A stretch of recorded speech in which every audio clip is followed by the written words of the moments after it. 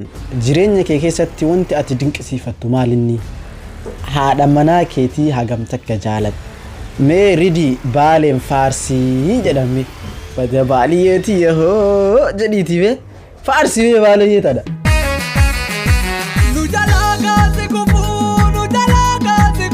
Duraan dursee ridii maan kush baga nagaan gara maatii jaabuu react dhufte. Yo, salaam alaikum warahmatullahi wabarakatuh. Waalaikum assalam warahmatullahi wabarakatuh. Wagwan. Ya, nageenyi keenya kafaawe teetum. Peace. Yeah. So, akkuma argaa jirtan jechuudha, warri yeroo jalqabaati fi fuula kiyya kana asirratti argitan yookaan haaroo taatan chaanaalii kanaaf waan godhan itti migaa. Subscribe gochuu akka hin dagaanne. Subscribe gochuudhaan akka hin dagaanne. Ninjana, let's go. Like kuma sadii on ta'in video kun jecha xiqqaate like kuma sadii on ta'in yookaan kuma lama on ta'in baay'ee tokko haara. Innaa adda sillee nama jedhu. Video leen deemuu qaba, subscribe leen heddummachuu qaba. Kan isin jedha namoonni baay'ee nu jaalata hirkitanya ta'e waan kana hin godhan jedheetuma yaada. Kanaafuu yeroo baay'ee nattu gaafii nama gaafataa har'a jaabummee gaafisaa gaafa dhuunaan jedheetiin hin jira. Dhufee fi jirame yeroo walaatiif na fakkaata. Let's go maraafu. Mee atiin kun eessatti dhalattee eessatti guddattee of ibsimee yeroo mara namaan of ibsi jettaa jedha. Okay, ani maqaan kiyya wal irratti Ridwaan Kadir Ammaan jedhama. Kan daladhee Baalee Roobetti. Okay. Kan guddadhallee achumatti haadhaaf abbaan kiyyallee achuma dhalatanii achuma guddatanii Baalee Roobee Walashiyoodhaan. Walashiyo, okay, welcome Walashiyo. Me too Walashiyo, brother. Yeah, man. Mee guyyaa akka malee gammaddee fi akka malee gaddite nuuf himi.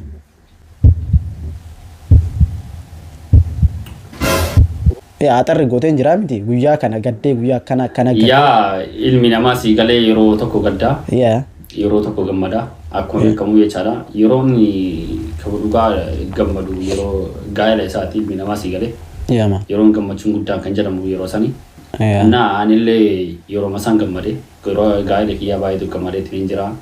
Wantoonni baay'een illee ani akkasillee ta'u jechaadha. Waliigalatti waan baay'ee waan godhee tiin jiruuf anarra yookaan gammachuun mudachuu baatti garuu namni sun iyyuu dhufeetiin ana gaa'ela sana godhachuun jiruutii keessaa yeroo gammachuun kiyyaa gaa'eluma kiyya jedhee tiin yaada.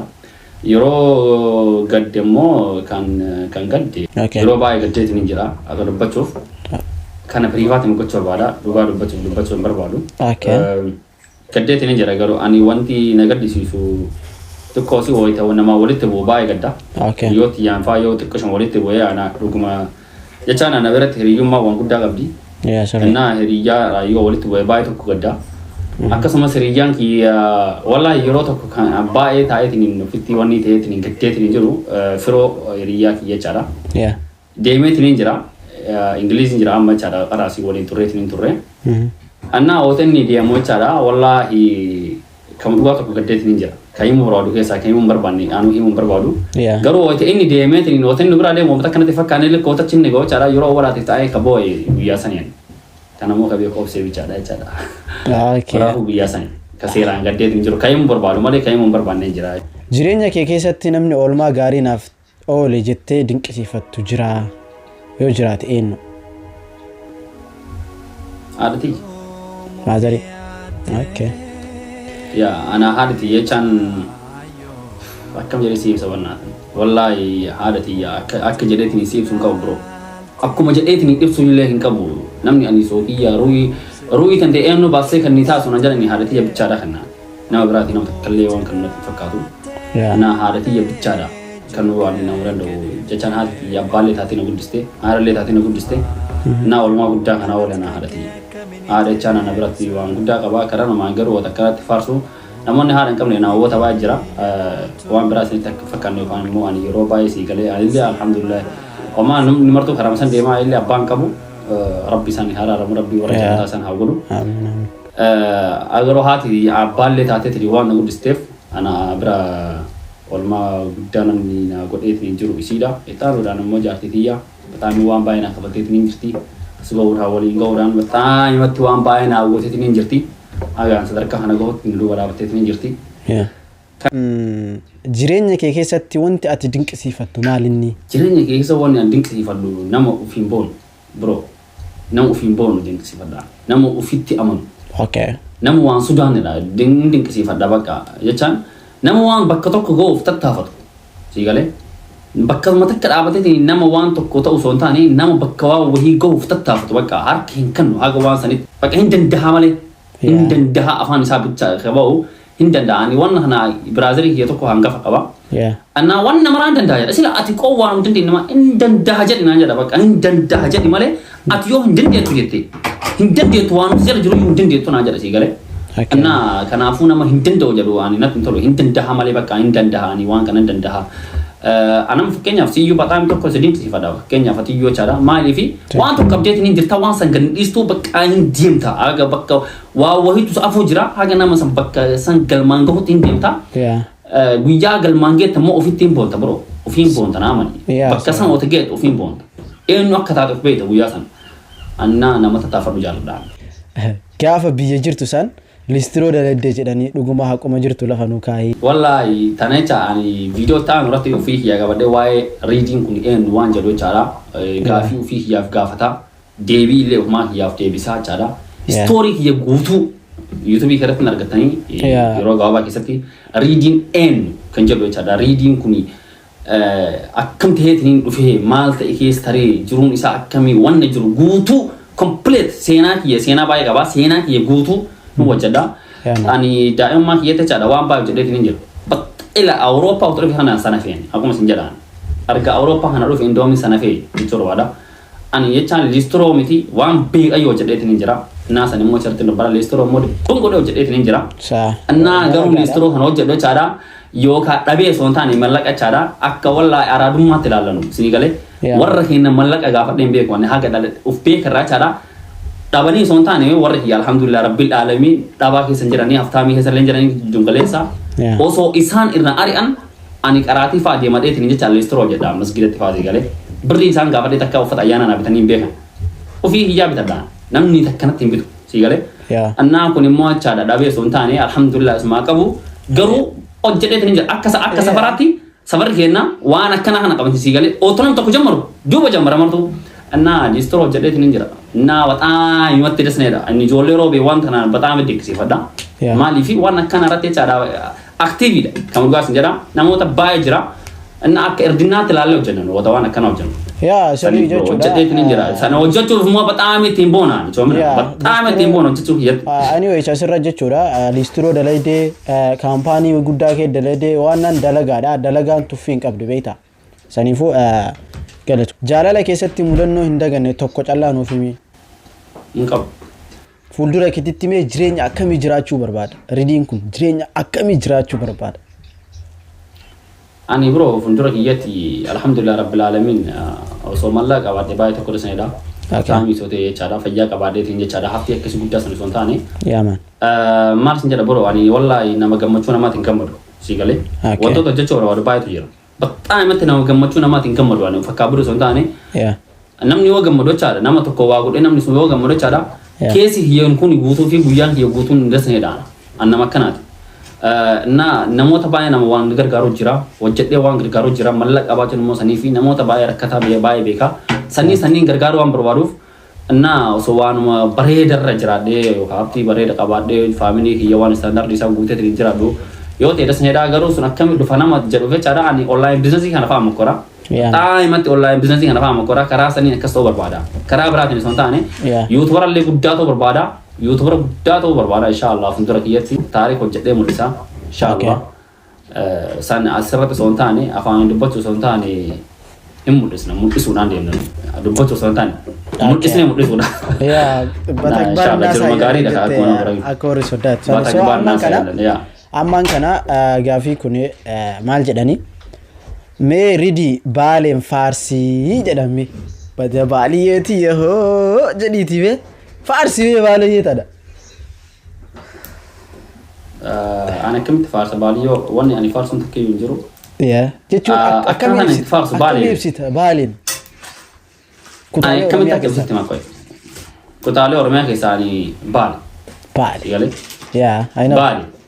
Na baalummaa kiyyaan hin boona. Bataami makanatti boona baalummaa kiyyaan jechaadha. Gandummaa miti kun jechaan ittiin boonu jechaan gandummaa miti.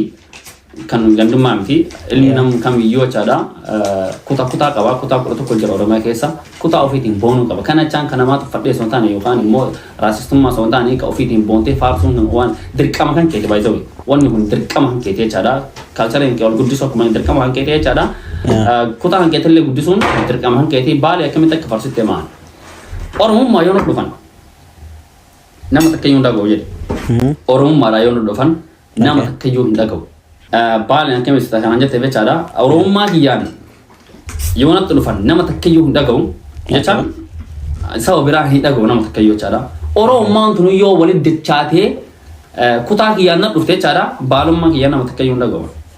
Of course, okay. Nama takkayyuu. Okay. Baalallee walitti dachaatee gandatti deebitee jennaaniin Oromummaa kiyyaan nama takkayyuu hin dhaga'u. Sah. Nama takka. Dubbiin jirtu Bakka ana kana ibsa. Tana tun yoo wanni gondummaa dhagoote mataanaadhaa of nama akka jedhu. Akkana taa'e. Okay, gaafiin itti aantu maal jedha? Jaalalli ridii maankuushiif maal? Kan dhugaas hin jedhe jaalala jechaan mee bifa jaalalaa isinitti haa mora. Jaalala jechaan argachuudhaaf baay'ee tokko hin ulfaatudha. Baxaan himatti argachuudhaaf baay'ee tokko hin ulfaatudha. Keessatti jiraachuuf garuu baay'ee tokko yoo argatan keessatti jiraachuudhaaf baay'ee tokko kadas nama jedhudha. Akkasumas immoo jaalala san dhiisuudhaaf nama jaalata san dhiisuudhaaf baay'ee tokko qallaaliidha yookaan immoo salphaadha. Garuu nama jaalata san dagachuudhaaf kama dhugaa ulfaataadha. Kam dhugaa ulfaataadha. Na jaalalli bifti isaa akkana jira. Haadha manaa keetii hagam takka jaalatta? Akkuma dhiirsi jaartii jaalatu jaaladha. Garuu baay'ee jaaladhaani baay'ee kabajaani obsee jechaan anaaf jaartiiti jechaa yookaan immoo haadha manaa kiyya jechaan. Wallaahi akkana jedhee nama waan dubbadhee fixuu qabu miti yoo dubbadheetiin hin jira wal irratti illee jechaadha viidiyoo kee irratti illee jechaadha. Isii jechaan anaaf nama addaati. Baxaan himatti nama addaati ani akka abboodha osoo hin taane kama dhugaa nama jaalala beeku isin jechaadha. Ani yoo itti balleessi malee isin namatti nama balleessu miti. Ana kana badii qabu yeroo baay'ee isin nama badii qabu miti. Anna akkamitti akka jaalala isii yoo ibsu taate sirba hacaaluun haadha manaa isii sirba san jechaadha oolmaa kee tolfaatee kee dhusan. Isa sirbaaf yeroo baay'ee sii galee jechaadha sargii hiiratti illee isuma sirbee fi oolmaan kee tolfaatee ka'anaaf hinaaf oolkee. Rakkinaaf gadadoo kan afaan argitee. Anu humnaan qabu waa tokko siin godhu. Leebaa dursile aansinii irraanfatu. Ana kana ibsaa haadha manaati jechaadha. Thank you. Wallahi kan dhugaa jaalladhaa fi bakka guddaa sii qabaa fi amma immoo haadha sii galee ilma tokko nama sadii afaan ofitteetiin dhufaatiin jirti. Maal sin jedhare akkamitti akka ibsuuf ayidoon obichaa dubbismaana veeltedha yeroo baay'ee maa inni. Ana kana maa si baby kaza bazaan jedhu sii galee. Anna ani ati anaaf addunyaati jedhan. Ati anaaf addunyaa kiyya jechaan immoo bakka waan hunda kiyya jechaadha sii galee. Achumaan jechuudha ridii maankuush ilmoo isaa haadha obsee haadha manaa isaa jaalatamtuu fi kabajamtuu teennaa akka rabbiin nagaan nu hiikuu ilma sadaffaa akka rabbi waliin nu agarsiisu asumaan bakka jirtanitti du'aayii gochaaf isiniin jedha. Du'aayii nu godhaaf yaa. Ridii maankuush yuutuubii irratti hojjetuu maaliif jalqabdee akkasumas tiktookii? Ana baay'isa wayii TikTok nomaayyuu miti. Ani TikTok interest nan godhu akkanuma sa'aatii guyyaa takka deemee irratti daddabarsuudhaaf malee. Namni tokko otoo hojjetu sii galee fiilingii waan bareedaa qabattee achumaan immoo waa irraa yoo argatte bareedaadha. Garuu yuutuubii akkamitti eegaltee horaan jettu taate ani daa'imummaa kiyya fiilmii ilaalaa guddadhe. Daa'ima fiilmii ilaalaatiin hin guddadhe. Jechaan ani fiilmiin kalaalu daa'ima ta'ee jechaadha oota siidiin hin bahini. Kaasittiidhaan laalama otoo walaa fiilmiin kaasittii akka reediyoo xaxxanamu sun jechaadha. Oota afaaniin fuuldura ta'anii nu torgoman jechaadha. Annaa ootsa irraa eegalee fiilmii as immoo oota ba'oo jechaadha wantoonni tokko tokko dhufan inni eegalee akkasuma itti fufee guruppii nama baay'eedhaan eegalee martuyyuu dhaabaniitiin hin jiranii ana bicha tokko isaa ka'ee alhamdulillah rabbil aalamiin abdii hin murre bakka deemuuf qaba. Inna aga bakka san ga'uutti abdii hin murre jedhee kutadhee ka'ee alhamdulillah bakkee yaadu san ga'uuf immoo waan xiqqoo takka naafe inshaallah na akkasii eegalee waan abjuu kiyya tureef abjuu kiyya san mul'isaatiin jiraachaa bakkaan ga'uuf tattaafataatiin jira. Ridii maankuush gaafa gama sooshaal miidiyaa irratti baatu dhufte yookaan maal hojjetu turte?